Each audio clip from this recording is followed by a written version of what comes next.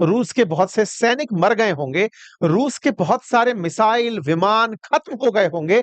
Ukraine से झगड़ते-झगड़ते उसने 3 साल से जब से युद्ध अभ्यास नहीं किया, तो लोगों को लगने लगा कि अब रूस खत्म हो चुका है। रूस ने जब दुनिया युद्ध शांति की उम्मीद में थी, उसने रोमानिया और पोलैंड के ऊपर जब से ड्रोन चलाए, तब से नाटो को लगने लगा कि अब हम रूस को डरा सकते हैं। लेकिन रूस ने इतने में ही अपने यहाँ के विमानों की, अपने यहाँ के शस्त्रागार की झांकी दे दी। और इस झांकी को जब आप देखते हैं, तो देखते ही लगता है कि रूस में अभी बहुत तेल बाकी है और उस तेल को साथ देने के लिए मिल गया है भारत का साथ।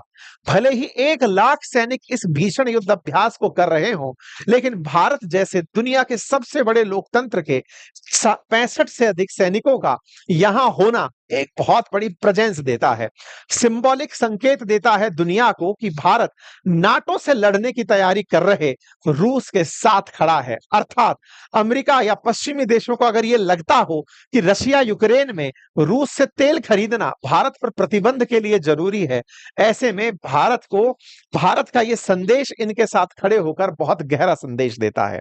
रशिया ने बाकायदा अपनी तरफ से जो मिलिट्री ड्रिल चालू की, बेलारूस के साथ मिलकर के उस ड्रिल को देखने के लिए आज पुतिन खुद सैन्य वेशभूषा में पहुंचे।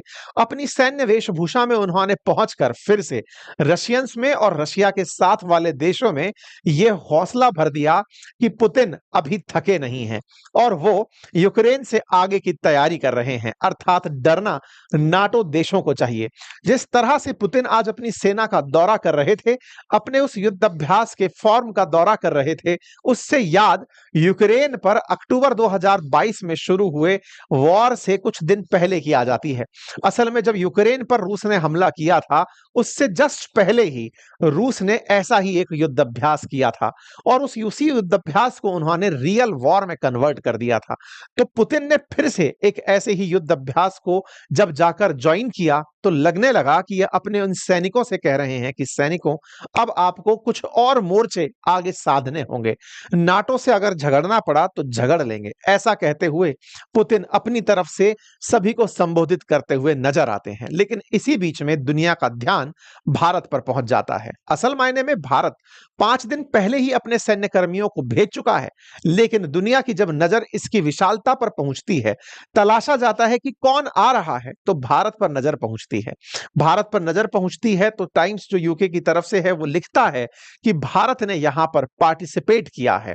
आरटी लिखता है कि इंडिया ने अपनी ट्रुप्स भेजी हैं, 65 लोग यहां पर भेजे हैं और ये अपने आप में लोगों को लग रहा है कि भारत ने वेस्ट को जवाब दे दिया है।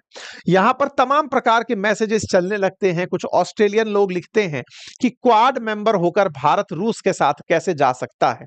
ऐसे ही एक तरफ से लिखता है कि भारत ने यूरोप को बता दिया है कि हम डरने वाले नहीं हैं। वेस्टर्न वर्ल्ड के बहुत सारे ट्विटर हैंडल्स और न्यूज चैनल्स इस बात को मेंशन करते हैं कि भारत ने रेड लाइन क्रॉस कर दी है।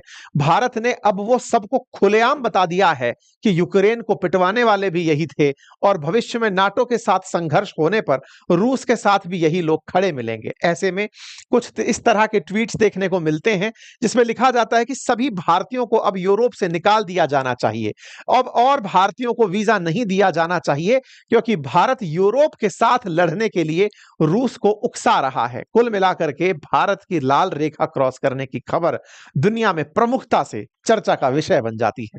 हर तरफ जहां देखो वहीं सिर्फ एक ही बात कि भारत ने ये कर दिया, भारत ने ये कर दिया। हर तरफ भारत ने जो कर दिया वो हेडलाइन बन जाती है।